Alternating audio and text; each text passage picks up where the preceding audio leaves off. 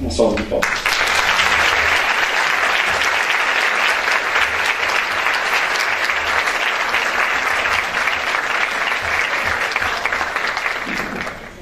Então, uma boa noite a todos. Agradeço com muito carinho a acolhida simpática do Padre Baldan e também do Padre Ricardo aqui nessa terra de Santos, que, embora esteja tão próxima daqui de São Paulo, é a primeira vez que eu conheço. Nunca tinha estado aqui, eu não estou muito viajado, assim.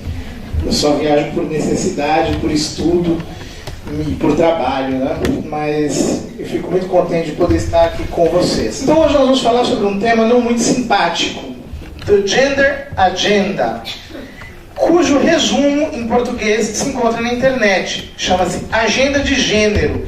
É um documento de aproximadamente 20 páginas em PDF, que vocês podem encontrar. Ali vocês vão ter a descrição de como este termo foi sorrateiramente inserido na Conferência de Pequim sobre as mulheres, e como exatamente este ardil foi o sucesso que permitiu que depois de quase 10 anos aquele termo embutido sem que ninguém conhecesse o significado depois fosse explicitado para o nosso horror, como veremos. Pois bem, pode passar. A família está em crise. Aqui nós temos algumas fotos muito simples de retratos de família em crise. Nós o tempo todo lidamos com esse problema. Eu imagino que a maior parte de nós aqui é gente de igreja. E mesmo dentro da própria família, nós temos que lidar com situações, às vezes, não muito fáceis. E na paróquia, na pastoral, no nosso trabalho, nós vemos diversos casos de família em crise. Todavia, alguns exemplos ultrapassam isso que está aqui retratado. Eu vou mostrar um vídeo para os senhores. Quem entende inglês vai conseguir entender. Infelizmente, ele não está legendado em português. Mas o que essa senhora está falando? É um vídeo de menos de 1 minuto, de 30 segundos. Ela está dizendo o seguinte: os filhos de vocês não são de vocês. Os filhos de vocês são do Estado. E nós temos que acabar com essa ideia de que filho é propriedade dos pais, ou que os filhos pertencem aos pais. Os filhos não pertencem aos pais. Ela diz assim: os filhos de vocês são nossos. E somos nós que temos que educá-los, não vocês. Pode passar. Never invested as much in public education as we should have, because we've always had kind of a private notion of children. Your kid is yours and totally your responsibility. Seu filho é We haven't nosso. had a very collective notion of these are our children. So part of it is we have to break through our kind of private idea that kids belong to their parents or kids belong to their families, and recognize that kids belong to whole communities. Once it's everybody's responsibility and not just the households, then we start making better investments. Ela diz: temos que acabar com a ideia de que os filhos pertencem aos pais, de que os filhos pertencem às famílias. Os filhos pertencem à comunidade, e é isso que vai gerar a necessidade de que se crie mais investimentos para a educação dos filhos. Notem, talvez você pense que ideologia de gênero é uma coisa que está fora da sua casa, mas essas pessoas estão querendo se apropriar dos filhos de vocês. Isso aqui não é brincadeira. Notem que no Plano Nacional de Educação se tornou lei que a educação começa aos 3 anos de idade. Eles querem o quanto menos. Em alguns países do mundo, com 2 anos ou com um pouco menos ainda, as crianças são obrigadas a passarem o dia inteiro na escola. Muitas pessoas acham que maravilha, o nível da educação está crescendo. A ideia que está por trás não é essa, é algo mais perigoso. Pode passar. Aqui você tem um caso muito curioso que saiu na internet nos últimos dias, se tornou um pouco mais célebre. Kate Hill e Erin Andrews. Ela é um menino e ele é uma menina. Ela nasceu menino, se transexualizou em mulher, e ele nasceu menina e se transexualizou em mulher. Mas eles não são homossexuais, são heterossexuais. Deu para entender? Não dá para entender. É exatamente esse tipo de monstrificação que está... Pode passar, porque a próxima foto dá para ver. Isto aqui é uma mulher. Isto aqui é um homem.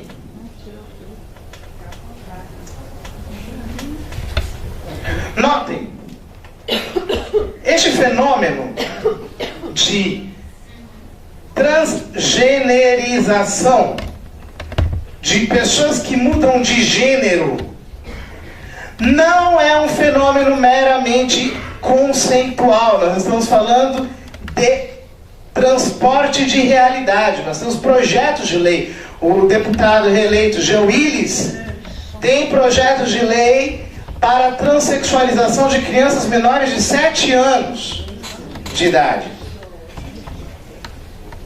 Nós não estamos falando de teoria. Esse tipo de aberração está acontecendo realmente, está se celebrizando nos meios de comunicação. Acontece o quê? Nós precisamos fazer a pergunta, de onde essas pessoas tiraram isso? Porque vejam, a gente que é católico, a gente está um pouco viciado em pensar assim: isso são sinais dos tempos. Infelizmente os tempos são ruins assim. As pessoas falam muito isso na igreja. Os nossos dias estão horríveis, Jesus está voltando, que coisa mais lamentável, nós estamos tendo problemas que não existiam antigamente, os tempos estão ruins. Parece que isso tudo surgiu espontaneamente, parece que surgiu do nada. Mas não é assim. Quando nós estudamos a fundo estes problemas, nós vemos que não é assim. Isso não está surgindo do nada. Por isso, nós precisamos sair do fenômeno e ir ao fundamento. Por quê? Quando a gente fica no fenômeno, a gente fica na choradeira. Na igreja tem 2 tipos de pessoas que analisam essas coisas e tem 2 reações diferentes. Uns, um pouco o pessoal mais da nossa linha, começa na choradeira mesmo. Que triste, que desgraça que está acontecendo. Olha lá, um absurdo, uma monstruosidade desse tipo acontecendo nos nossos dias e lá. Aí começa aquela choradeira dos tempos antigos. Antigamente é que era bom, no meu tempo de criança, papai com a viola e tocando e não sei o que e tal. E aquelas músicas chorosas e românticas do tempo que já se foi. Chorando pelo passado. E outros, mesmo dentro da igreja, que acham isso lindo, que maravilha, vamos todos lá para frente, vamos acolher isso tudo dentro da igreja, vamos fazer uma grande festa, vamos fazer a pastoral da inclusão, mas uma inclusão barata, que coloca as pessoas dentro da igreja sem aquilo que Jesus no Evangelho chama de, uma palavrinha não muito usada hoje em dia, conversão. É a turma da bagunça, que também existe e que quer enfiar tudo dentro da igreja, goela abaixo das pessoas. Agora veja bem, ambos, aqueles que se escandalizam e aqueles que acham isso lindo, estão analisando apenas o fenômeno. Estão lidando apenas com o que acontece sem irem a fundo para entenderem o problema realmente. E nós só poderemos entender o problema realmente quando nós saímos do fenômeno e vamos ao fundamento. E para irmos ao fundamento, existem diversas possibilidades. Eu começo com este senhor simpático. É o seu Carlos. Conhece o Carlos? Karl Marx. Karl Marx. Marx escreveu este livrinho aqui, sobre a origem da família, da sociedade privada, da propriedade privada e do Estado. É um livro que é assinado por Engels, como vocês podem ver lá em cima, mas em cuja apresentação, ou melhor, em cuja introdução, em cujo prefácio, as primeiras palavras de Engels são: as páginas que se seguem constituem, de certo modo, a execução de um testamento. Por quê? Por que Marx escreveu este livro nos últimos meses de vida? Quem conhece um pouco a história do marxismo sabe que, a grosso modo, eu não tenho tempo de me aprofundar nisso, tenho que ficar para uma outra ocasião, Marx fez um percurso intelectual, analisando as defecções, os problemas do liberalismo da época. Ele fez uma série de diagnósticos que estavam fundamentados na ideia de que a origem da desigualdade social está na propriedade privada. E que o único meio para restabelecer a igualdade entre as pessoas seria o desaparecimento da propriedade privada, pela socialização dos bens de consumo. Ou seja, expropriando-se os indivíduos de todos os seus bens, que seriam confiscados pela ditadura do proletariado, pelos representantes do povo, e redistribuídos de forma igualitária entre a sociedade. O Marx, porém, achava que isto aconteceria natural e espontaneamente. Ele chegou a prever para 1848 a vinda da Revolução, porque ele dizia que o número de operários estava cada vez mais crescendo e o número de empresários estava cada vez mais diminuindo, sendo que os operários estavam cada vez mais pobres e os empresários cada vez mais ricos. De tal modo que chegaria um momento inevitável no qual os operários tomariam o poder, por serem mais numerosos, e expropriariam os empresários de todas as suas propriedades, compartilhando tudo aquilo que tinham e realizando, pela ditadura do proletariado, a redistribuição de todos os bens daquela sociedade, a sociedade como um todo. Portanto, para este primeiro Marx, a origem da desigualdade está numa ideologia que ele chama de propriedade privada. Para ele, na verdade, não existe propriedade privada alguma. Isso é um engano. As pessoas acham que são donas de algumas coisas, mas no fundo elas não são donas de nada. A verdade, segundo ele, é que o homem vive para trabalhar. E este grande elemento de diferenciação é o que faz a especificidade da pessoa humana. Ele não é diferente dos animais por ter racionalidade. Ele é diferente dos animais porque ele constrói os seus meios de subsistência e estes simplesmente subsistem com o seu próprio corpo e vão se alimentando do que tem em sua volta. O homem não, ele fabrica os seus meios de existência. A antropologia do Marx termina aqui. A diferença básica entre o homem e o animal é essa. O que passa disso é ideologia. O trabalho é uma ideologia, a divisão de trabalho é uma ideologia, achar que existe trabalho intelectual é outra ideologia, o Estado é uma ideologia, a família é uma ideologia, tudo é uma ideologia, tudo é enganação, tudo no fundo existe apenas para sustentar a ideia original de que eu tenho alguma coisa, de que eu possuo alguma coisa. Pois bem, mas é chegando ao fim da vida que o Marx fez um, entre aspas, progresso, lendo um livro de um antropólogo inglês chamado Morgan. Eu não tenho tempo de explicar aqui este livro, no qual o Morgan apresenta uma teoria sobre a origem da família que ele assume e desenvolve. Segundo Marx, no início, a humanidade era constituída por hordas de hominídeos, de seres humanos primitivos. Estas hordas eram totalmente não estratificadas, ou seja, não havia família. Nestas hordas humanas primitivas, todos se relacionavam com todos, havia total liberdade sexual e, portanto, ninguém era de ninguém.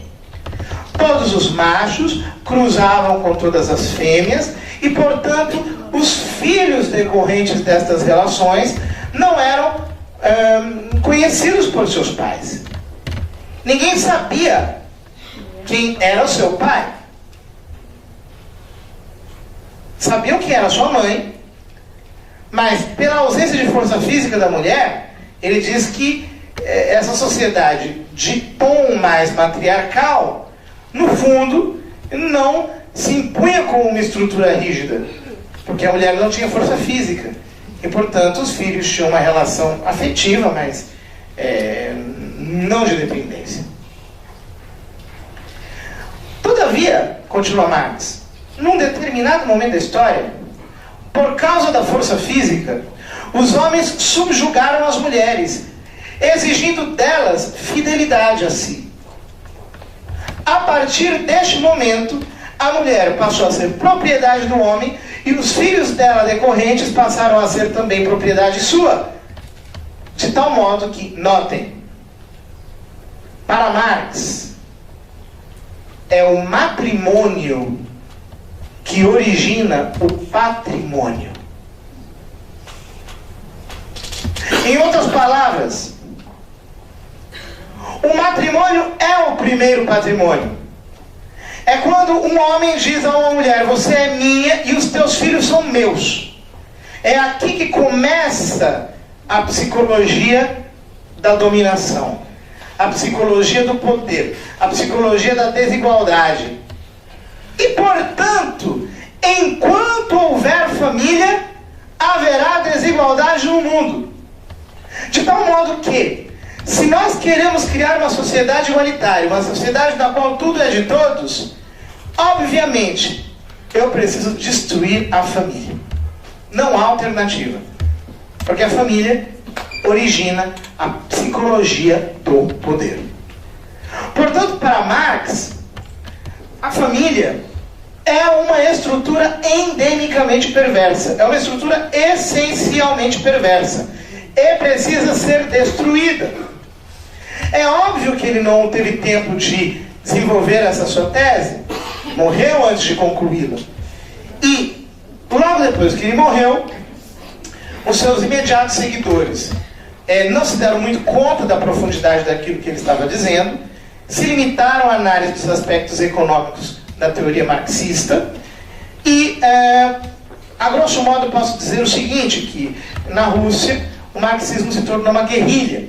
Aliás, é o Lenin que aplicou a revolução, mas apenas como um golpe militar. Ou seja, ele não aplicou efetivamente a revolução marxista, assim como Marx queria.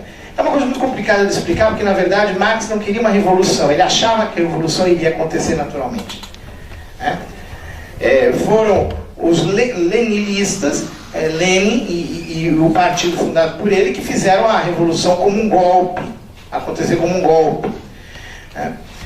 E, portanto, aplicou apenas os princípios econômicos e políticos queridos pelo Marx, mas a forceps, sem ter tido tempo de uma revolução em níveis mais profundos.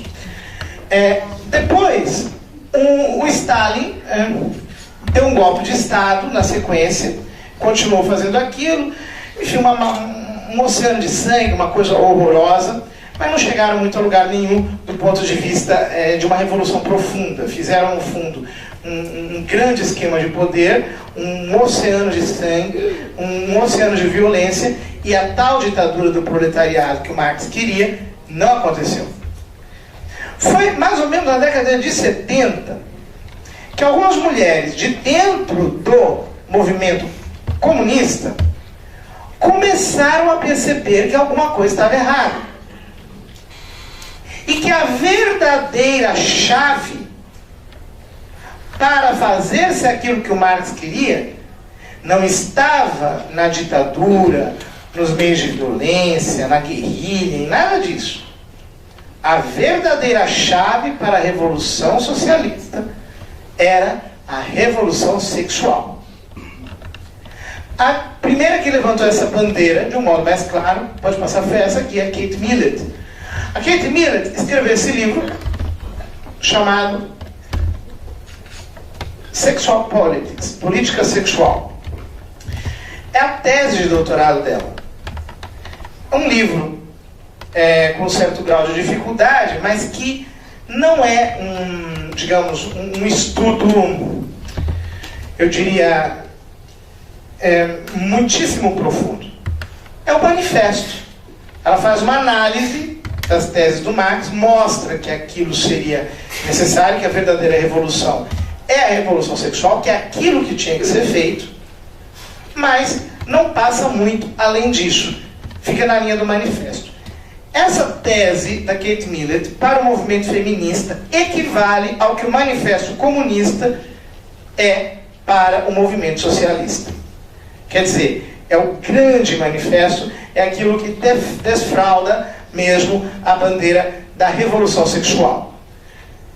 Este aqui nós poderíamos chamar de manifesto feminista.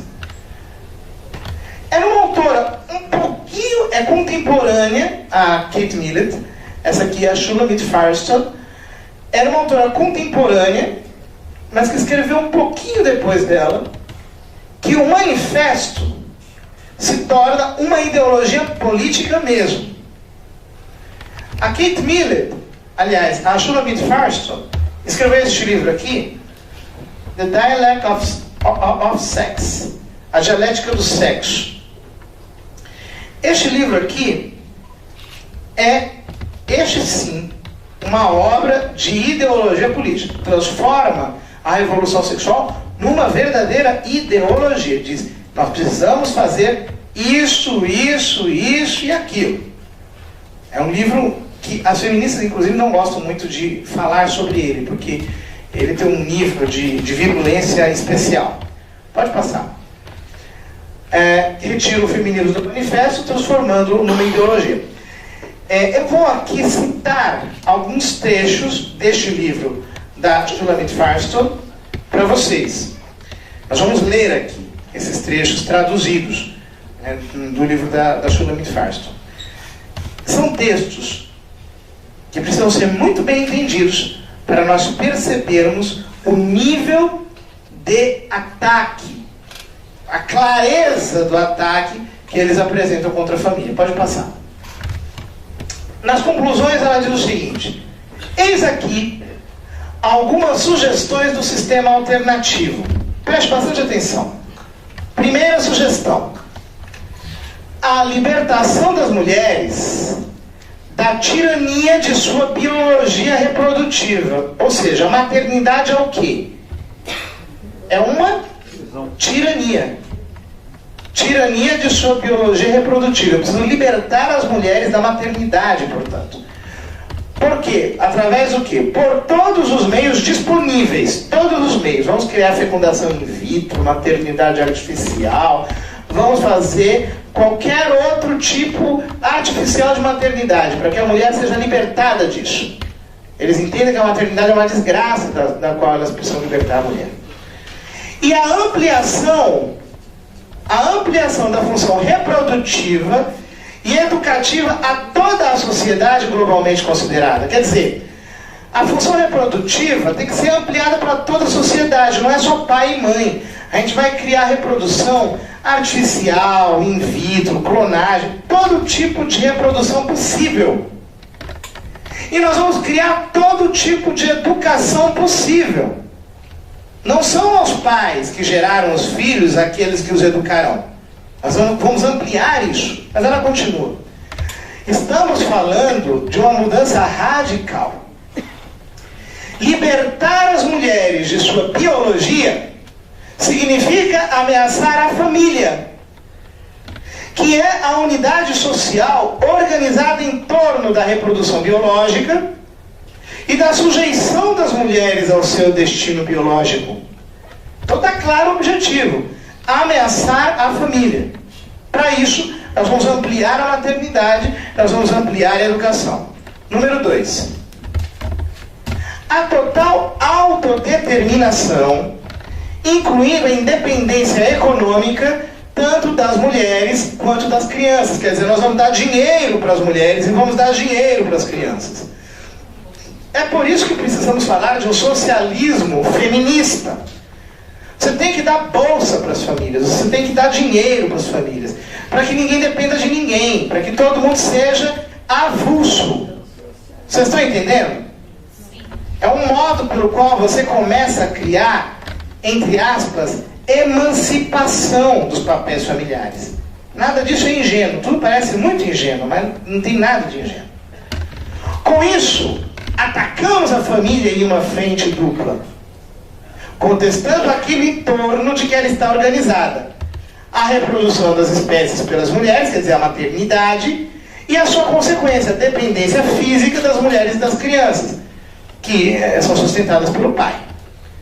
Eliminar estas condições já seria suficiente para destruir a família. Vou repetir. Eliminar estas condições já seria suficiente para destruir a família, que produz a psicologia do poder.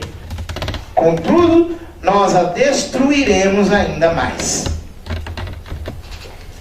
Tá claro para vocês? Vocês estão conseguindo acompanhar? É chumbo grosso, mas vai piorar. Passa. Número 3. A total integração das mulheres e das crianças em todos os níveis da sociedade. Quer dizer, vamos integrar mulheres e crianças em todos os níveis da sociedade. Todas aquelas instituições que segregam os sexos ou separam as crianças da sociedade adulta, por exemplo, a escola elementar, devem ser destruídas. Abaixo a escola. Notem, o que ela está falando aqui é o seguinte: nós precisamos misturar mulheres e homens e crianças e adultos. Tem que acabar com essa separação. E para isso nós vamos destruir a escola. Quando ela diz destruir a escola, abaixo a escola, ela não está falando de você chegar com uma marreta e destruir a escola. Ela está dizendo que a escola precisa ser um lugar onde tudo está misturado. Na década de 60, 70, o que era uma escola elementar? A escola elementar era um ambiente onde meninas estavam de um lado, meninos estavam do outro, onde você tinha primário, depois você tinha o ginásio, depois você tinha o colegial, cada nível, inclusive em escolas diferentes ou em horários diferentes, você tem tudo muito segregado para não misturar as crianças com os adultos, para você não causar confusão entre as idades. Como é que é a escola hoje? É tudo mais misturado e impossível, né? O professor hoje ele tem que ser assim, tem que ter vocação para Indiana Jones, para Rambo, para super-herói, porque ele sabe como ele chega, mas ele não sabe como ele sai. Ele pode sair de qualquer jeito. Em alguns lugares ele pode até não sair vivo. Ele pode ser agredido, com o apoio dos pais, inclusive. Coisa que naqueles tempos era impossível de acontecer. Eu me lembro muito bem que os pais chegavam para os professores e diziam: olha, aqui dentro a senhora só não mate. O resto a senhora pode fazer o que a senhora quiser. É para bater, puxar a orelha, castigar, botar ajoelhado no milho, palmatória. Faço, não mate. Só não mate. Hoje é o contrário. É o perfeito contrário. Nota, isso aqui parece uma coisa tão bobinha, né? Eu vou fazer um parênteses para vocês. Platão, na República, ele não era padre da igreja, ele não era bispo, ele não era nenhum santo cristão, era um pagão, um filósofo pagão. O que ele diz para as mães? Ele diz o seguinte: mães, não permitam que se conte aos seus filhos nem sequer fábulas cujo conteúdo as senhoras não conheçam. Porque até a formação do seu caráter, uma criança, diz Platão, não poderia sequer saber da existência do mal. Olha o rigor que Platão dava para a educação infantil. Você precisa segregar a criança da sociedade. Por quê? Porque a sociedade é o lugar das contradições. E uma criança não tem capacidade de assimilar as contradições da sociedade. Ela precisa formar a sua inteligência num nível de saneamento de interferências, para que ela não seja confrontada com as contradições, posta em perplexidade. Quer dizer, uma criança que cresce num ambiente saneado, que não assiste televisão, rádio, que não tem um monte de gente falando coisas contraditórias para ela, terá um caráter mais sólido, terá uma consciência mais clara, a sua inteligência será mais funcional, ela compreenderá melhor as coisas, ela não será submetida a uma série de distrações. veja bem, você pega uma criancinha, coloca na escola. Aí vem uma professora católica, maravilhosa, piedosa, doutrinal. Depois vem uma outra professora protestante que diz que é católica, é idólatra, e não sei quem, não sei quem, não sei quem. Aí depois sai a protestante e entra um bandista que diz que tem que acender vela para o orixá, para não sei o que, para não sei o que. Depois vem a do candomblé, que faz macumba contra um bandista. E aí diz que a outra não presta. Aí vem uma outra que é ateia e diz que estão todas erradas e que ela é que está certa. Aí cada coleguinha diz uma coisa. Bom, a criança chega em casa, o pai fala qualquer coisa para ele, a criança vai dizer, bom, essa é a sua opinião. É apenas a sua. Meu coleguinha diz isso, minha professora X diz aquilo, a professora W diz outra coisa, ou seja, ele é confundido no processo de construção da sua personalidade. É disso que ela está falando. Se eu não pego uma criança logo nos primeiros anos e a submeto a uma enxurrada de confusões lógicas, ela não será suficientemente erradicada da família. Eu preciso tirá-la dos laços familiares, eu preciso tirá-la dos condicionamentos familiares desde muito cedo. Ela tem que ser exposta à sociedade como um todo. Por isso ela diz, se as distinções culturais, notem, distinções culturais entre homens e mulheres e entre adultos e crianças, elas são distinções culturais para ela. Não são distinções reais. O que me distingue de uma criança não é uma distinção biológica real. Eu não sou diferente de uma criança realmente. Apenas culturalmente, uma invenção da sociedade. É o que ele está dizendo. Criança e adulto é a mesma coisa. Homem e mulher é a mesma coisa. A distinção aqui é cultural. Continua. Se as distinções culturais entre homens e mulheres e entre adultos e crianças não forem destruídas, ou melhor, se as distinções culturais entre homens e mulheres, entre adultos e crianças forem destruídas, nós não precisaremos mais da repressão sexual, que é o que mantém estas classes diferenciadas.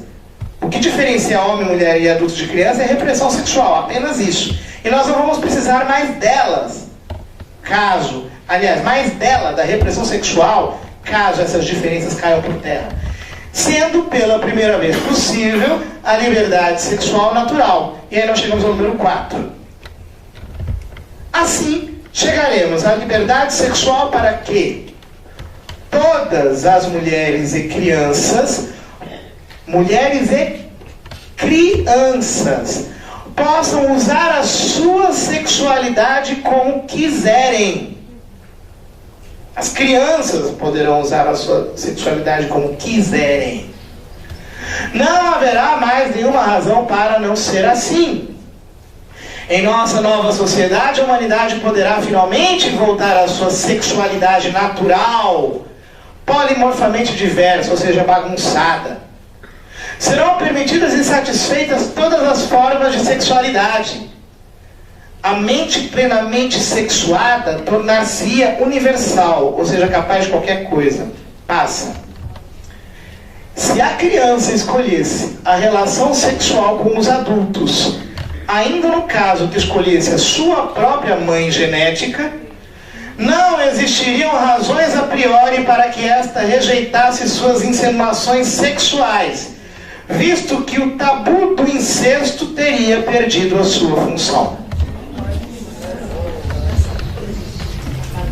Está escrito, isso está escrito. Eu apenas traduzi do que está escrito aqui.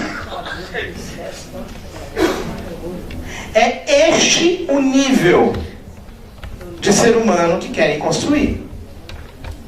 Sem família. Quando você diz sem família, está querendo dizer isso. Total desordem. Esta aqui é a primeira contribuição. No movimento feminista, no movimento comunista, eles entenderam que a verdadeira revolução é a revolução sexual. É isso que tem que ser feito. Senão não vai acontecer revolução. É a revolução sexual. Por isso, quando você vê o Ministério da Educação mandar cartilha quase pornográfica, ou às vezes pornográfica para as escolas. Quando você vê todo mundo hipersexualizando as crianças, logo lá nos primeiros anos de escola, falando de sexualidade, falando de um monte de sujeira para as crianças da escola, é isso que eles estão aplicando. Não é outra coisa. São paradigmas que estão sendo destruídos. Essa é a primeira contribuição, a revolução sexual. Agora vem a segunda contribuição. Este aqui é o Kingsley Davis. Pode passar. Ele é um sociólogo americano do Conselho Populacional. No ano de 68, ele escreveu esse artigo, Política Populacional. Os atuais programas serão bem-sucedidos? No qual ele mudou, digamos, as estratégias da política populacional, do controle populacional. Eles queriam reduzir o crescimento populacional para que houvesse um crescimento populacional zero. E aí começaram a criar clínica de aborto, de esterilização, distribuir pílula para todo mundo. Então ele disse, olha, nesse artigo, os senhores estão totalmente enganados. Se os senhores forem nessa linha, vocês não vão conseguir mudar a sociedade. A sociedade só se muda de um jeito, você tem que mexer na estrutura dela. E como é que você mexe na estrutura da sociedade? Você mexe na estrutura da sociedade através dos usos, dos costumes e das leis, que na verdade são cristalizações dos usos e dos costumes. Trocando em miúdos, no caso da política populacional, a coisa importante não é você fazer clínica de aborto por aí. Você tem que colocar na cabeça da mulher que a maternidade é uma praga, que ela não tem que ser mãe, que ela tem que ter poucos filhos, ou se puder nenhum filho e alguns poodles, que ela tem que deixar a casa dela, as funções domésticas dela, que ela tem que largar o cuidado da casa, ela tem que deixar de ser mulher, ela tem que virar um ente emancipado, etc. Na hora que você conseguir fazer isso, você vai ter mexido na estrutura da sociedade. E aí sim você vai ter alcançado o seu objetivo. Ele escreveu um livro, essa aqui é a sua obra principal, chama-se Sociedade Humana. É a sua obra principal de sociologia, na qual ele descreve isso. A sociologia não é apenas uma ciência descritiva, ela altera a estrutura da sociedade, segundo ele. Ele é uma peça-chave na sociologia, né? A partir do Kingsley Davis, a sociologia tomou um outro caminho, a sociologia americana. De descritiva, ela passou a ser militante. Nós vamos mexer na sociedade. Nós vamos alterar a sua estrutura. Então não basta ser uma mudança qualquer. Tem que ser uma mudança estrutural. Essa é a segunda contribuição. Agora vem a terceira contribuição. A primeira foi do movimento feminista no marxismo. A revolução é sexual. A segunda dos socialistas. Tem que mexer na estrutura da sociedade. Agora vem a terceira. Qual é a terceira contribuição? Vem dos revisionistas marxistas. Aqui daria muito pano para manga. Eu vou apenas, assim, mencionar quase que sumariamente, para vocês terem um mapinha do plano. Esse aqui é o Karl Korsch, um filósofo do interior do movimento marxista. Em 1923, ele proferiu essa conferência chamada Marxismo e Filosofia. Nessa conferência, o Karl Korsch disse, num congresso de intelectuais do Partidão, que eles estavam equivocados se pensavam que a estrutura sendo alterada provocaria a derrocada da superestrutura. Então vou explicar rapidamente o que é isso. Para o Marx, a sociedade está dividida em duas dimensões. A estrutura, que é a economia, a estrutura econômica, que é sustentada e que dá sustentação à superestrutura. É a família, a legislação, o sistema filosófico, religioso, tudo isso é uma superestrutura. E uma vez que você mexeu na estrutura, a superestrutura cai por conta própria. Porque no fundo ela existe apenas para justificar a estrutura. Essa é a tese, digamos, mais original na primeira interpretação do Marx. O Korsch diz o seguinte: vocês estão enganados, o Marx não disse isso. O Marx, no fundo, está dizendo que a superestrutura tem uma subsistência própria, tem uma vida própria. E se vocês não mexerem na superestrutura, podem mexer na estrutura o quanto vocês quiserem, a revolução não vai acontecer. Ela só vai acontecer se vocês mexerem na superestrutura. Então você tem que revolucionar a religião. Você não pode apenas pensar que você vai mexer na economia e a religião vai cair. Você tem que entrar na religião e mudar a religião por dentro. Você entra na Igreja Católica e casa o comunismo com a Igreja Católica, faz um comunismo católico, dá uma ajeitada lá e você se infiltra lá dentro, se infiltra na legislação, se infiltra na família, se infiltra nas superestruturas. E assim você vai corroendo as superestruturas por dentro, ao mesmo tempo que você está revolucionando a estrutura. Ou seja, a revolução vem também pela superestrutura. Eu estou explicando muito a grosso modo, nós poderíamos aprofundar mais, mas não dá tempo, vamos passar. Na sequência, pode passar, vem um outro autor, que é o Max Horkheimer, passa. Ele escreveu este estudo chamado Autoridade e Família. Ele existe em português, está aqui dentro desse livro chamado Teoria Crítica, que é um conjunto de ensaios dele. O último que está aqui dentro, o volume 1º, é o ensaio Autoridade e Família. O que o Max Horkheimer diz aqui? Já aplicando a ideia do Korsch, de que você precisa mudar, fazer a revolução pela superestrutura. Ele diz o seguinte, um pouco fincando raízes na teoria do Marx, que, na verdade, a ideia de autoridade surge dentro da família. A ideia de poder. Você concebe a ideia de autoridade olhando para o seu pai, olhando para a sua mãe.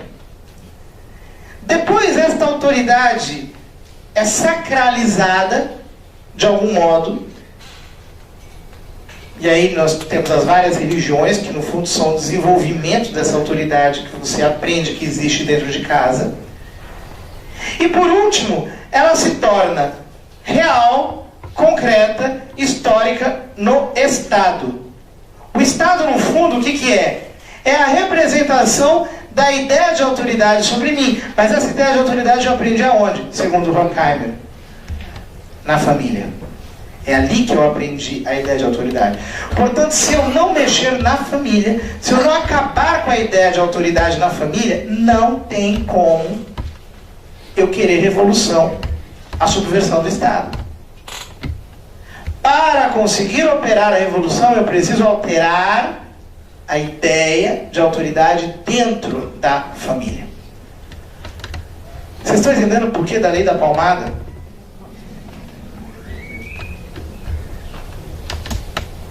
Como é que você mexe com a autoridade dentro de casa? Por que o Estado tem respaldado tanto o ataque à autoridade dos pais? Obviamente isso não justifica certos abusos e agressões que existem. A afirmação de uma coisa não é negação de outra, e a negação de uma coisa não é a afirmação de outra. Está tudo muito bem respaldado teoricamente, senhores. Nada disso é ingênuo. Há muito estudo por trás disso tudo. Na sequência, Max Horkheimer afirma que a família gera a ideia de autoridade que se consolida nas instituições. Pode passar. Esse aqui é o Lee Althusser. Pode passar? Ele escreveu este ensaio chamado Aparelhos Ideológicos do Estado, no qual ele mapeia a superestrutura. Ele mostra o que é a superestrutura. Então ele vai dizendo que existem aparelhos repressivos do Estado. Os aparelhos repressivos do Estado são aqueles pelos quais o Estado manifesta a sua força, e aparelhos ideológicos, ou seja, a superestrutura que sustenta a estrutura, que é o Estado, economicamente mantido. E diz ele, os aparelhos ideológicos do Estado, quais são? A igreja, ele tem uma parte desse livro que fala só sobre a igreja católica. A igreja, a família, a escola, são os 3 primeiros, os 3 mais importantes. Diversas, o aparato legislativo, os sindicatos, tudo isso é aparelho ideológico. Você tem que entrar por ali, é ali que você faz a revolução. Não é apenas na estrutura, não é apenas no aparelho repressivo. Você tem que entrar no aparelho ideológico, é ali que entra. O Althusser depois ele ficou meio impopular, porque ele matou a mulher dele e foi para a cadeia. Aí os comunistas acharam que era meio fora de moda, um pouco chocante ficar falando do Althusser. Ele passou a ser digamos, um pensador de segunda linha do movimento, mas durante um tempo ele foi pensador de primeira linha. Note que isso aqui está traduzido para o português, na 8ª edição. Isso é uma cópia antiga do livro. Né? Para ver que, de fato, ele não era um pensador de segunda linha no início. Né? Ele mapeia a superestrutura e diz por onde que a gente tem que entrar. A família é um aparelho ideológico, uma instituição que sustenta o Estado. Continue. Este aqui é o Jacques Derrida. Pode passar. Jacques Derrida é um pensador marxista que criou o chamado desconstrucionismo. É muito complicado, ele escreveu mais de 80 livros, não dá para... Imagine que eu vou resumir tudo isso aqui em 2 minutos, né? Não dá para a gente ser muito profundo nas coisas, a gente tem que ir passando um pouco assim, então passando. E o Jacques Derrida, no fundo, ele criou uma teoria segundo a qual ele parte da linguística de Saussure, que é um linguista francês, e no fundo o que ele diz é o seguinte, que as instituições da sociedade se regem segundo discursos. Se nós queremos mexer na sociedade, nós precisamos mexer nos discursos da sociedade. Todavia, como é que nós podemos mexer nos discursos da sociedade? É simples. Você joga a dialética para dentro dos discursos. E você coloca uma palavra contra outra. Você vai jogando uma palavra contra outra. Jogando uma palavra contra outra, o discurso se destrói. E destruindo o discurso, você acabou com os valores que ali estão embutidos. Você acabou com o imaginário que está construído em cima daquilo. Você acabou com as ideias que fundamentam aquelas posturas éticas e políticas. Então o fundamental é você destruir o discurso. Sem a destruição dos discursos, você não consegue. Então ele transpõe a dialética para os discursos, passando a desconstruí-los. Você desconstrói os discursos por dentro. Passa. E por último, esse aqui é o Michel Foucault. O Michel Foucault passa, reduziu todas as instituições a discursos. Então ele diz o seguinte: todas as instituições, a igreja, a escola, a família, o aparato legislativo, os sindicatos, o aparato judicial, tudo isso são discursos. Ele reduz todas as instituições a discursos. Portanto, refazendo o caminho lógico dessa terceira contribuição, se todas as instituições são discursos, se os discursos podem ser desconstruídos, aliás, ele diz que as instituições são discursos porque ele já parte da ideia de que os discursos podem ser desconstruídos jogando-se a dialética para dentro deles, segundo disse o Derrida. Então aqui é uma ordem lógica. Se todas as instituições são discursos, se os discursos podem ser desconstruídos, se essas instituições são os aparelhos ideológicos do Estado, é por elas que vem o conceito de autoridade. A família é uma delas. E é aqui que acontece a revolução, como queria o Karl Korsch. Então, é simples. Basta eu, reduzindo todas as instituições a discursos, reduzindo a família a discursos, reduzindo a família a palavras, a conceitos, a ideias, desconstruí-la. Eu transformo a família num discurso, apenas um discurso a mais. Família conservadora, família tradicional, família natural, família biológica, família primitiva, família do escambau. E desconstruo esse discurso. Eu catalogo a família dentro de uma categoria e a desconstruo. É fácil. Portanto, o revisionismo marxista chegou à conclusão de que a revolução tem que ser verbal, tem que ser pelas palavras. É pela força das palavras. Continua. E então aparece a quarta contribuição. Este senhor é o Dr. John Money. Dr. John Money foi o inventor do termo gênero. Ele que criou essa terminologia gênero. Passa. Sexólogo de formação. Ele fez a famosa experiência de mudança de sexo no menino Brian, que passou a se chamar Brenda. Este aqui é o Brian. Esse menino aqui. Pode passar. Vamos ouvir um pouquinho a história do menino Brian. Brenda. Então, volta. Eu pensava que eu tinha colocado aqui. Brian é o seguinte, ele nasceu, ele era gêmeo univitelino, portanto tinha um outro irmãozinho, sexo masculino também. Só que quando eles foram circuncidar o Brian, usaram uma agulha de eletrocauterização e queimaram, destruindo todo o pênis dele. Foi destruído. Então os pais ficaram em pânico. E fizeram o quê? Foram até o Dr. John Money para solucionar o problema. Tentar reconstruir. Era muito difícil reconstruir uma reconstrução peniana nele. Então o que o Dr. John Money propôs? Ele disse que é simples. Não existe esse negócio de identidade sexual. O que existe é identidade de gênero. Você nasce com sexo. Só que acontece o seguinte: depois você vai construindo a sua identidade de gênero. Era independente do corpo com o qual você nasce. E aí, é simples, a gente faz uma mudança de sexo no Brian, coloca nele o nome de Brenda, coloca o nome de Brenda, e ele vai pensar que é menina. Não vai nem imaginar que é um menino.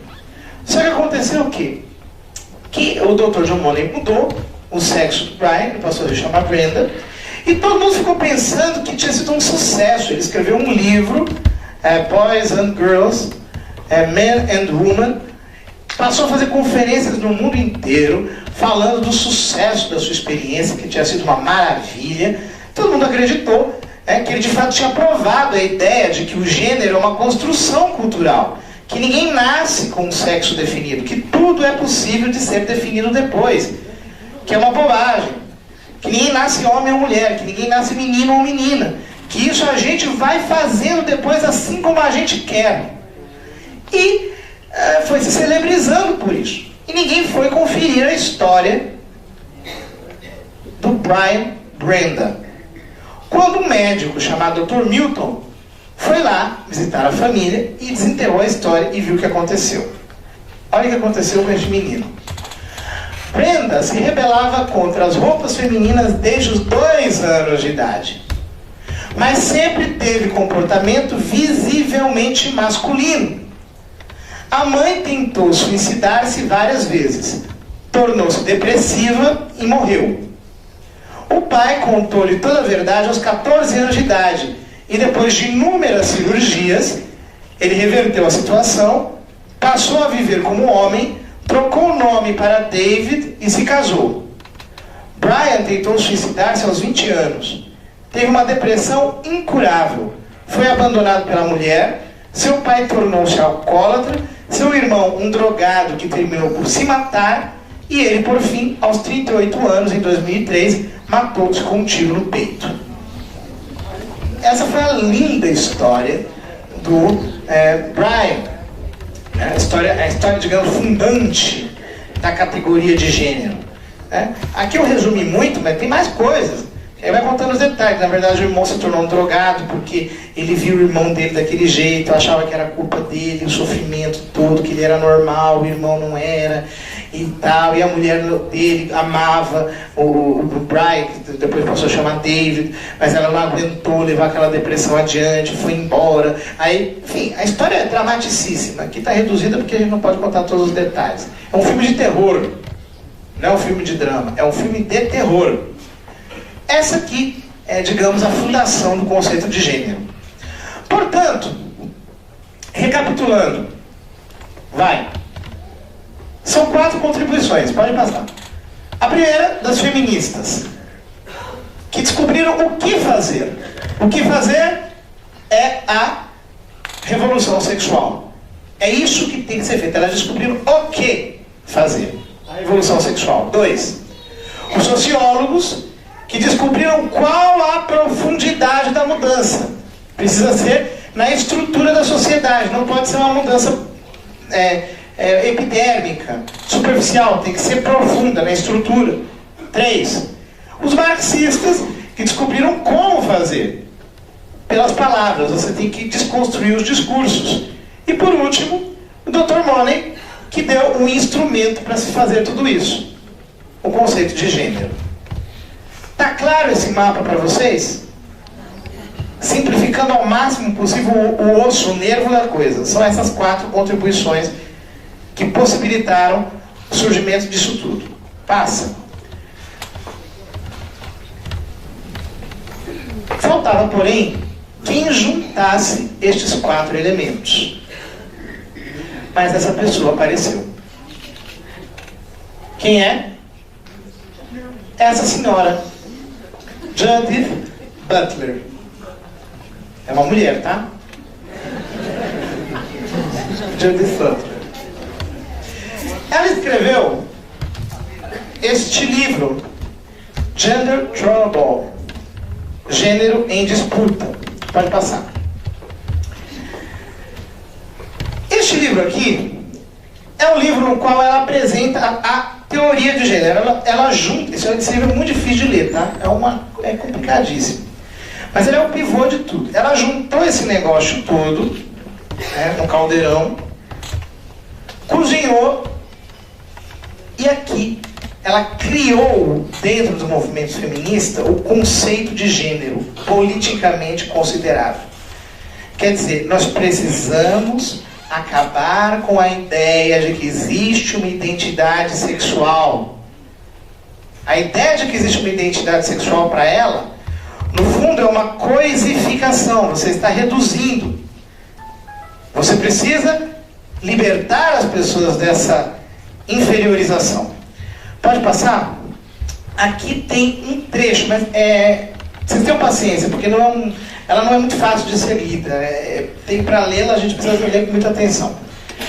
Se uma noção estável de gênero não pode mais provar ser a premissa fundacional da política feminista, quer dizer, o que ela está dizendo aqui?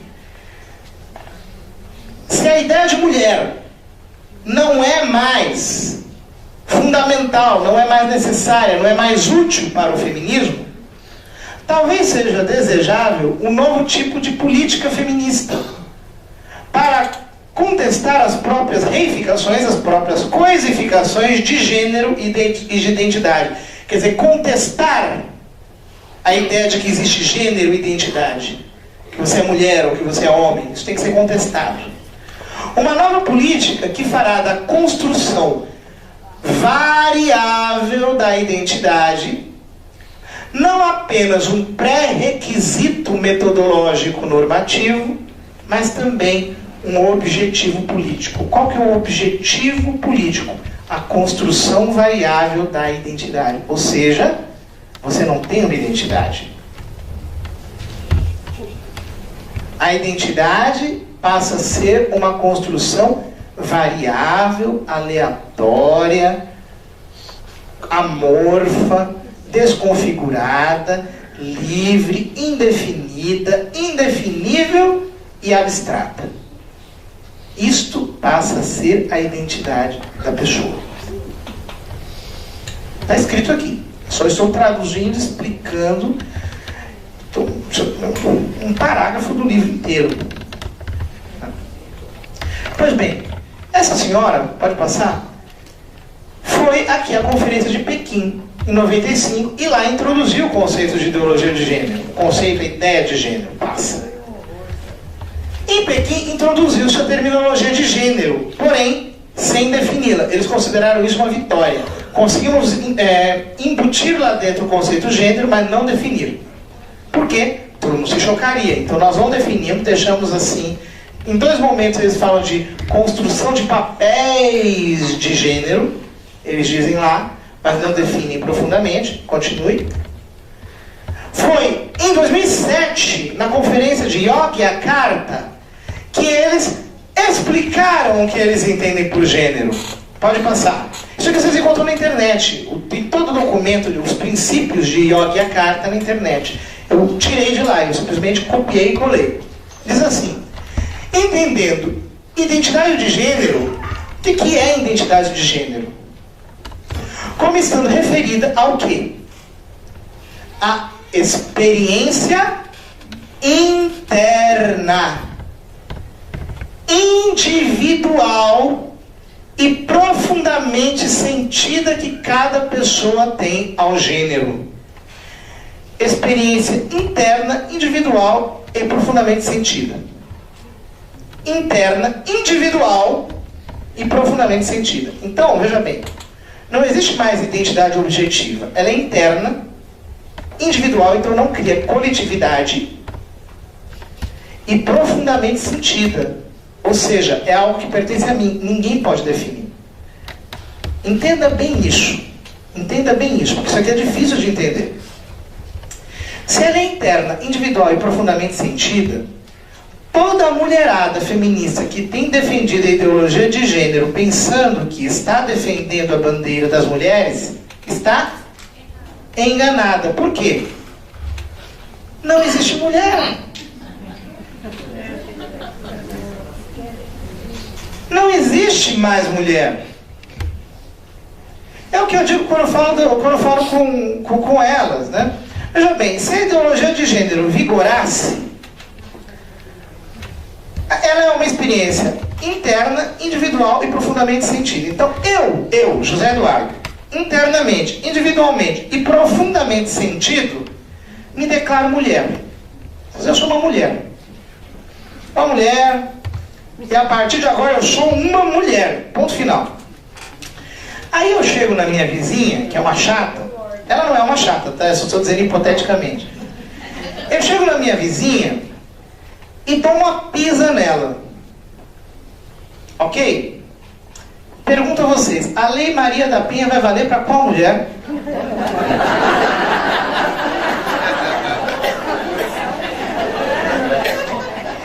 Para nenhuma das duas. Para nenhuma das duas. Do mesmo jeito. Do mesmo jeito. Os homossexuais que defendem a ideologia de gênero pensando que estão se defendendo, estão enganados. Por quê? O que é um homossexual? Eu estou falando de homossexual. Portanto, eu estou falando de uma pessoa que tem um sexo, que gosta de uma pessoa do mesmo sexo. Portanto, de um homem que gosta de um e de uma mulher que gosta de uma. Só que se o homem 1 não é homem e o homem 2 não é homem, e a mulher 1 não é mulher e a mulher 2 não é mulher, tem como existir homossexualismo? Não. Tem como existir transexualismo? Não. Tem como existir bissexualismo? Não tem. Portanto, eles estão enganados, eles estão trouxas, eles estão sendo usados. Eles estão sendo usados. Isso aqui está para além de homossexualidade, de pansexualidade, de multissexualidade, ou do que vier. Isso aqui é muito além do que nós possamos imaginar. É a destruição mesma da identidade, porque uma vez que eu destruo a identidade, eu destruo os papéis familiares, e uma vez que eu destruo os papéis familiares, eu destruo o quê? A família. Porque se eu não tenho papéis familiares, eu não posso ter família. Então é simples. Mas não é simples. A gente tem que estudar muito para entender isso. Isso aqui, rapidinho, não vai ficar aqui na teoria. Os estados deverão, letra B, tomar todas as medidas legislativas, administrativas e de outros tipos que sejam necessárias para respeitar plenamente e reconhecer legalmente a identidade de gênero autodefinida por cada pessoa. Quer dizer, a pessoa se define o que quer e o Estado tem que reconhecer. É por isso que toda vez que aparece uma legislação com a palavra vamos defender a igualdade de gênero, vamos lutar contra a discriminação de gênero, tem projetos de lei de todo tipo, é disso aqui que estão falando. A identidade autodefinida por qualquer pessoa do jeito que quiser. Quer dizer, não existe identidade. Ela é passível de definições aleatórias e individuais. Não cria categoria coletiva. Não cria categoria coletiva. É impossível falar de direitos em gênero. Por quê? Não cria categoria coletiva. Gênero é individual. Portanto, você destrói as bases do direito. Ok? Isso tudo é muito complexo, mas a gente tem que passar meio rapidamente por fora. Só para vocês saberem, rapidamente, nós já passamos do horário. Ah não, terminou. É disso que se trata, minha gente. Nós estamos enfrentando uma luta absurdamente irracional. E não temos condições de lidar com essa situação de forma passiva. O que fazer? Você pode me perguntar, o que fazer diante disso? Muitas coisas, muitas coisas. Primeiro lugar, nós precisamos falar sobre esse assunto. Transforme ideologia de gênero em papo de cabeleireiro, de cozinha, de fila de banco, de ônibus. Transforme isso aqui em conversa popular. Ligue para os seus parentes do norte. Fale com as pessoas que você conhece. Mande e-mail. Isso aqui tem que sair do campo do esoterismo. Isso tem que vir para a luz do dia. As pessoas estão sabendo do que se trata. Eu garanto que aqui existiam pessoas que não sabiam disso. Que estavam inocentes diante disso.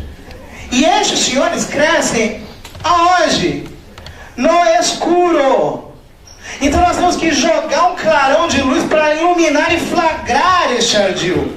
Mas nós fazemos isso como? Esclarecendo, falando. Segundo lugar, rompendo o véu do silêncio, nós temos que nos juntar às iniciativas políticas que se fazem para destruir a ideologia de gênero. Então, meus filhos, assinem as petições públicas, divulguem.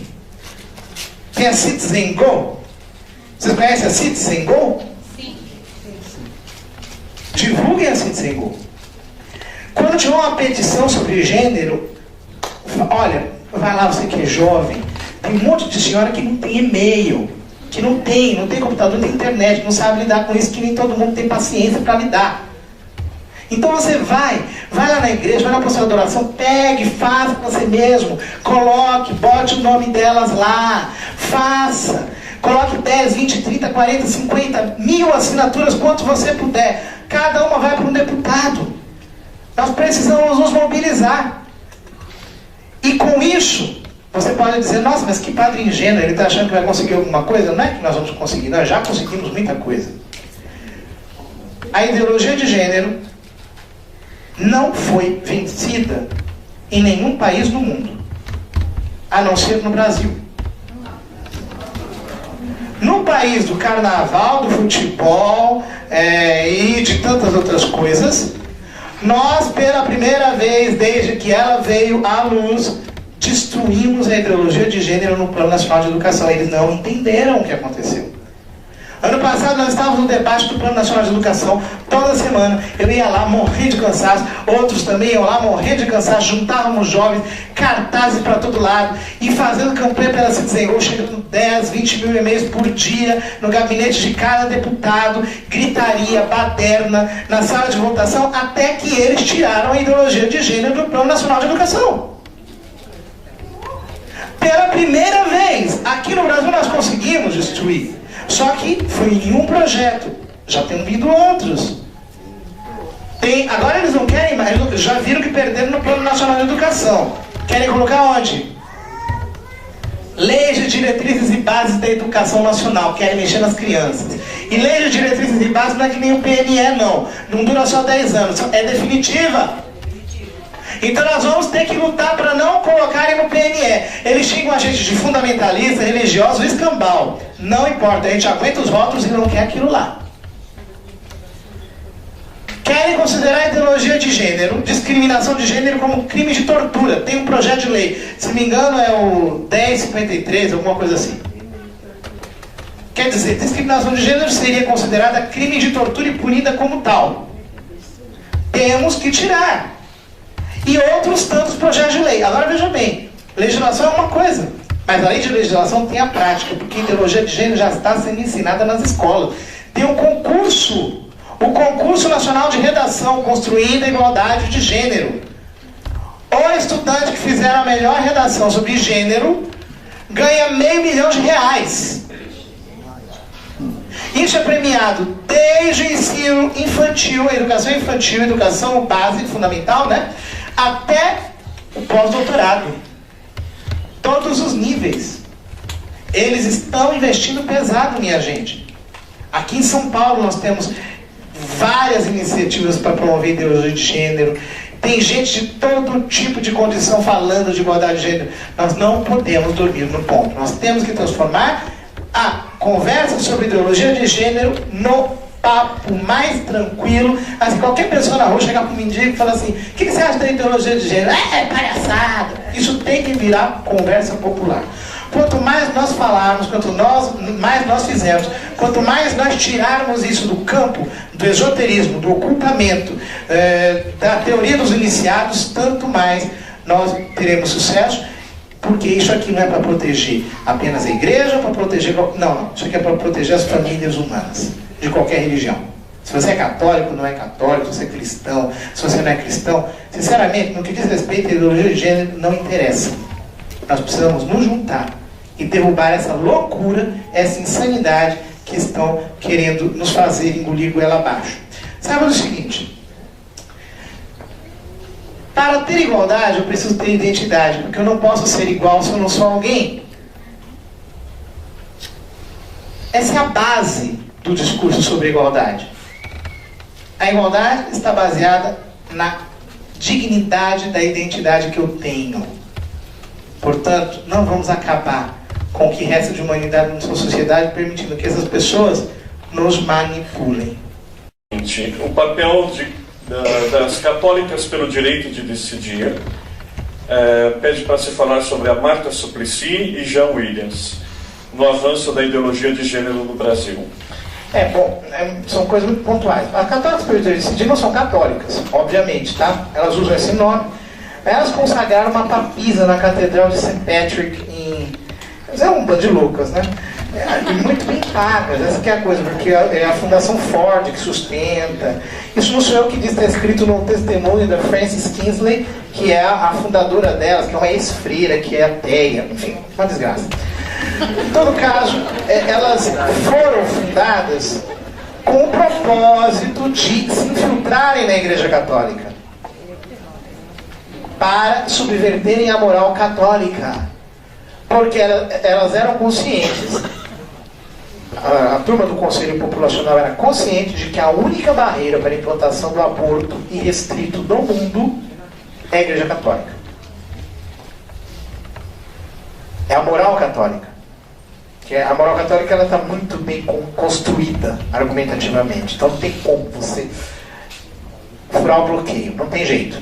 Então elas disseram: bom, vamos furar por dentro. Então começaram a se infiltrar. Então essa ex-freira, Frances Kingsley, ela fundou essa associação com o dinheiro da Ford e da Fundação Ford, e graças a essa fundação elas têm feito muita confusão, mas elas não são muitas, são algumas, umas poucas aí que tem muito dinheiro, então elas ficam atrapalhando a vida da gente.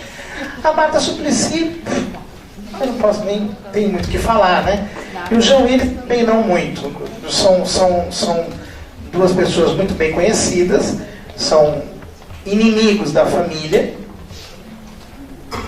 públicos. Enfim, o que nós temos que fazer é conhecer o que eles pensam e falar para as pessoas, né? A próxima pergunta é no campo jurídico. Certo. Se seríamos todos iguais e sexualmente indefinidos, a identidade sexual não seria mais física. Juridicamente, acabaria o conceito homem e mulher? Claro, é isso que a ideologia de gênero, o que é? Resumindo em uma frase, é o esvaziamento do conceito jurídico de homem e mulher. Não existe mais. Homem e mulher pode significar qualquer coisa. Instituições. Além da ONU, quais outras instituições promovem ou fomentam a ideologia de gênero no mundo e no Brasil? E, emendando com essa, por que faculdades católicas pregam a ideologia de gênero? Porque não são católicas. São católicas de nome. Obviamente usam o nome de católica, não são católicas coisa nenhuma. Quer dizer, a gente precisaria tomar vergonha como igreja e botar essa turma no seu devido lugar, né? Que é fora dela. Não está aqui infiltrado, quer dizer, não vamos ficar admitindo.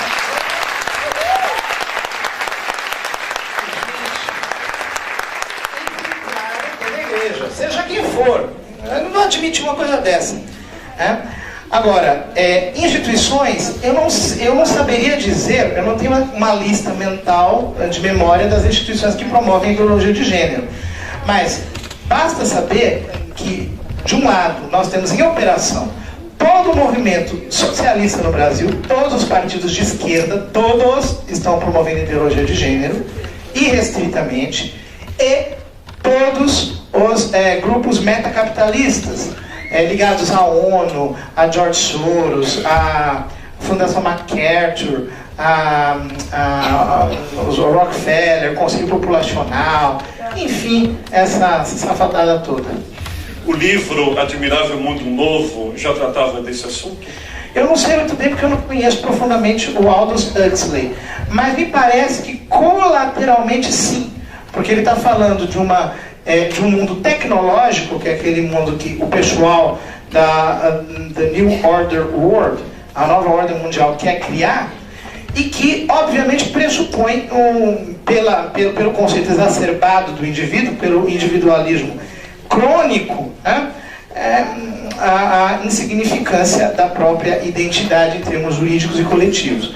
Mas eu não seria honesto se eu dissesse para vocês categoricamente isso. Precisaria ler com mais atenção o livro do Aldous Huxley. A última pergunta: o que podemos fazer na prática para evitar que nossos filhos sejam influenciados pela ideologia de gênero? Então, pergunta de pais e avós. Eu acho que tem um caminho. Eu acho que é um caminho simples. Veja bem, eu sou professor de faculdade de teologia. Não é muito diferente de escola pública, tá? Me perdoem os alunos de teologia. Mas, porque o caos educacional que nós temos afeta todos os níveis da sociedade. Mas os professores são uma raça sofrida, gente. Os professores têm que ensinar um monte de baboseiras, goela abaixo, né? Boa parte dos professores que estão nas nossas paróquias são heróis. Eles estão lá sobrevivendo dia após dia para se manterem dentro da sua profissão, porque tem uma vocação para isso. Então eu acho que nós poderíamos estabelecer diálogos sobre isso com os professores, sobre a desconstrução da família, e nós poderíamos melhorar a nossa catequese. Quer dizer, catequese hoje não dá mais para ser catequese de primeira comunhão, tá? Por quê? Porque não tem para onde correr a criançada, minha gente. A criançada tem que ser o seguinte: os professores têm que esclarecer os pais e dizer: a coisa tá feia aqui, leva teu filho para a igreja. E os pais têm que levar o filho para a igreja, chega lá, tem catequistas preparados para tirar o esterco da cabeça das crianças. Então, catequistas têm que conhecer bem esse assunto da ideologia de gênero, têm que conhecer bem o tema da desconstrução da família, têm que ser formados, etc. Na medida em que nós conseguimos estabelecer uma parceria escola, igreja, informal, obviamente, informal, na medida em que nós conseguirmos sensibilizar os pais para criarem uma parceria com as igrejas, sabendo eles do problema educacional ao qual seus filhos estão subjugados, então nós poderemos salvar essas crianças. Eu entendo entendo que nem sempre os padres são bem formados, né? Só que se um leigo é bem formado, ele pode fazer muita diferença na sua paróquia, né? Mas você não precisa ser sempre aceito. Eu sei por experiência própria que a gente pode ser aceito. Às vezes numa paróquia a gente não é bem aceito, isso acontece mesmo. Só que a gente pode criar todo tipo de estrutura informal, paralela, íntima, de amizade, sem necessidade de reconhecimento público e mesmo eclesial. É sempre possível. Se a gente quer fazer o bem, não há desculpa para não o fazer. E esclarecermos os pais sobre isso. Se os pais souberem que isto aqui está sendo a pauta da educação dos seus filhos, é difícil, mas não é impossível. Leiam a minha entrevista no Zenit, chama-se Caindo no Conto do Gênero. É uma entrevista de 2 páginas. Eu fiz aquela entrevista para quê? Qual foi a minha intenção? Foi durante o debate do Plano Nacional de Educação. Para que qualquer bobão possa ler e entender. Aquilo que qualquer pessoa lê e entende. São 2 paginazinhas. 2 paginazinhas. Caindo no conto do gênero. Caindo no conto do gênero. Foi replicada em mais de 100 sites essa entrevista. É muito conhecida. Leia, memorize, estude, medite. Caindo no conto do gênero. Por exemplo, se você vai fazer reunião de pais com os pais dos seus catequistas, conversa lá com as catequistas da paróquia, passa uma cópia, explica, olha, você está sabendo o que está acontecendo? O que estão querendo induzir seu filho? Gente, toma cuidado. Nós precisamos cuidar mais das crianças, olha lá, olha o que está acontecendo. E na medida em que isso for se tornando cada vez mais de conhecimento público, o conhecimento da matéria, por si mesmo, já prejudica os agentes dela. Porque eles agem no escuro, eles construíram para que ela não fosse entendida. Ok? Então, minha gente, coragem. Padre, comenta dessa cartilha que já foi colocada até no Nordeste e que aquela pastora estava desesperada, foi contra e falou na internet. A Damares eu conheço muito bem, é uma pessoa muito boa, né? Às vezes eu acho que ainda está no nível do fenômeno, porque não adianta falar, então ação na cartilha. Tem essa e tem outras. Olha, eu tenho um livro que deu para as crianças nas escolas chamado Os 3 Chapeuzinhos Vermelhos. Os 3 chapéus, exatamente. O que são os 3 Chapeuzinhos Vermelhos? O Papai Noel que casa com a Chapeuzinho Vermelho e dá a luz ao Saci Pererê. Peraí, você está rindo? Você está rindo, né? Pare e pense um pouquinho. Papai Noel é o quê? É um idoso. Chapeuzinho Vermelho é o quê? Uma criança. Isso chama-se o quê? Pedofilia. Dando origem ao quê? Ao Saci Pererê. Que é o quê? Indefinido.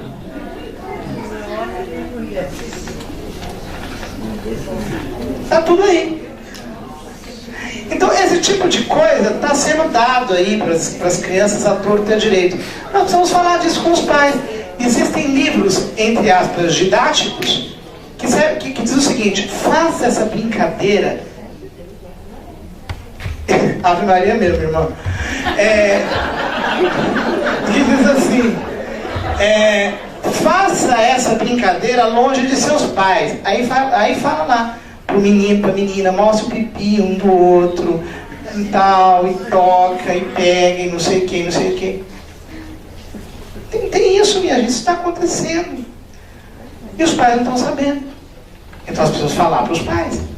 E talvez na hora que nós, igreja, conversarmos com os pais sobre isso, eles vão nos levar mais a sério e vão entender que ou eles fazem uma parceria séria de educação com a igreja, ou se não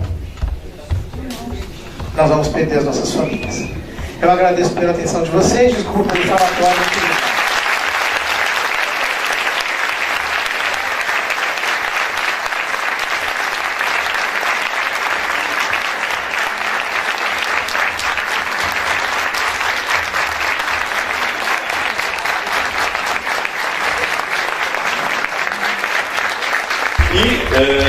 Finalmente, mais uma vez, agradecer ao Padre José Eduardo por essa brilhante palestra, muito esclarecedora, e penso que essa seja uma forma de pastoral ousada e que precisamos fazer, e por iniciativa nossa da Paróquia da Pompeia, com o Padre Baldan e com a minha ajuda, tivemos por inspiração do Espírito Santo, e penso que nós precisamos, porque em nossa Diocese de Santos precisamos desse tipo de pastoral ousado e desses espaços onde podemos discutir sobre esses temas, e como o Padre José Eduardo disse muito bem, que não dependam de nós padres para passar isso adiante. Leigos bem formados podem ter uma atuação dentro da igreja e sobretudo fora dela como igreja. Então,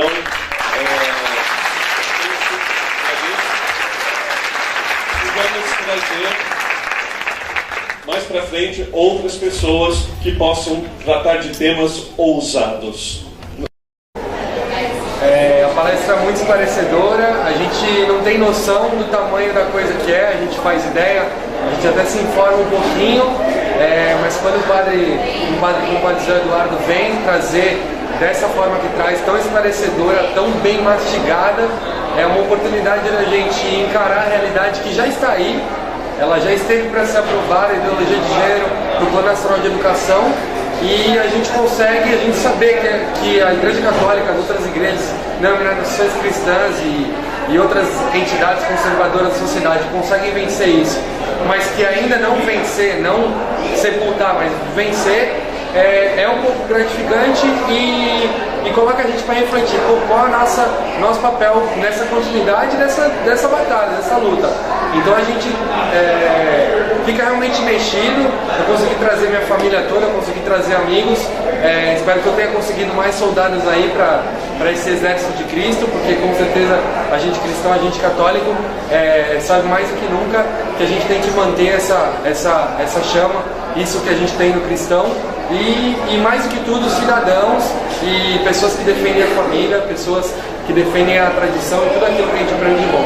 Então agradecer a Paróquia da Pompeia, o Padre Ricardo, que é nosso amigo, e pedir que venham mais palestras, que a gente possa aprender muito mais e seguir lutando e sendo testemunhas como Cristo foi, sendo cristãos de verdade. Obrigado. A palestra foi incrível, é de extrema importância que nós, católicos, e que todos os cidadãos entendam e conheçam esse tema, que se aprofundem e espalhem, porque é algo que tem entrado dentro da sociedade, tem entrado dentro das nossas famílias de forma muito oculta, e as pessoas não percebem o quanto isso tem introduzido uma nova mentalidade nas pessoas, nas crianças, nas famílias, e o quanto isso tem gerado destruição. Então é um tema que nós precisamos combater e entender, não só nos escandalizarmos com isso, mas compreendermos até onde isso vai, aquilo que gera, de onde nasce, quais são os objetivos da ideologia de gênero, e não nos calarmos diante disso. Nós temos que nos levantar, porque como o Padre José Eduardo disse, o Brasil foi o único país que conseguiu derrubar a ideologia de gênero. Então muitas coisas ainda estão por vir, e nós precisamos compreender e combater de forma intelectual, dentro das paróquias, dentro dos nossos grupos de oração, e levar esse tema para que todas as pessoas conheçam e possam ajudar no combate à ideologia de gênero e tantas outras coisas que eles têm feito com que todos nós engolamos a goela abaixo. Eu gostei muito da participação da palestra, desde que surgiu o tema, né? A gente foi divulgando, e foi muito importante poder estar aqui, principalmente como leiga, buscando ter essa atuação dentro da igreja, de nós percebemos o quanto isso não pode ser um tema que está somente onde nós vemos o Estado de uma forma querendo fazer com que nós engolamos isso, né, goela abaixo, e também de outra forma parece que é um tema onde somente, né, a igreja, quando eu digo os clérigos, tem que de alguma forma se posicionar, mas que cada um de nós, enquanto profissionais ou enfim, enquanto família, precisamos de alguma forma tomarmos o nosso posicionamento. No final da palestra ele nos dava algumas formas práticas em que nós precisamos fazer isso. Eu acredito que uma das mais importantes é, sem dúvida alguma, nós começarmos a trazer isso de uma forma popular, principalmente porque todo o conteúdo da palestra, ele, né, foi de uma forma bem desmiuçado, fazendo com que nós conseguíssemos entender um pouco melhor. Então eu vejo essa importância de nós conseguirmos trazer isso para uma linguagem mais popular, para que de uma forma, se da mesma forma isso é feito de uma forma muito cultural, onde você parece que não tem como se defender, de que nós consigamos trazer isso para que todas as pessoas entendam que essa proposta não é válida e que nós, enquanto católicos militantes, temos ainda muito a fazer. Então acho que a palestra ela abre novos horizontes e nos convida mesmo a nós termos cada vez uma posição mais ativa. Então, a palestra ela é muito importante mesmo, é um tema que muitas vezes ele acaba sendo colocado de lado, né, principalmente porque a grande mídia favorece a militância da grande mídia, né? A ideologia de gênero é uma coisa que está sendo pouco abordada. Quando a gente vê alguma coisa falando, sempre coloca de uma forma positiva, como se fosse uma grande contribuição para a humanidade, sendo que na realidade é o contrário. O padre Zé Eduardo ele expôs de uma maneira bem assertiva isso, né? Eu acho que todos conseguiram entender esse ardil que hoje busca destruir a família, né? E não só destruir a família, como toda a sociedade em si, né? Acho que a palestra foi muito produtiva, acredito que pessoas que eram completamente leigas no assunto vão ter um entendimento muito pleno sobre o que se passou. Nós tivemos aqui em Santos, no Colégio Liceu Santista, Colégio Católico, promovida pela Paróquia Nossa Senhora do Rosário de Pompeia, uma palestra muito interessante, atual, a ideologia de gênero e a desconstrução da família. E para falar sobre esse tema, convidamos o padre José Eduardo, da Diocese de Osasco, ele que é doutor em Teologia Moral pela Pontifícia Universidade de Santa Cruz, lá de Roma. Então ele veio falar desse importante tema que envolve uma desconstrução cultural, que envolve o tema da família, como que a ideologia de gênero vai entrando na mídia, nas escolas, nas universidades, em outros setores da vida humana, e qual é o plano de alguns lobbies, de alguns grupos para se desconstruir a família. Bem, então achamos por bem trazer esse tema aqui à cidade de Santos para que pais, educadores, também avós, catequistas, leigos e leigas interessados sobre esse assunto pudessem escutar, refletir e também ter uma atuação na vida pastoral, na vida familiar.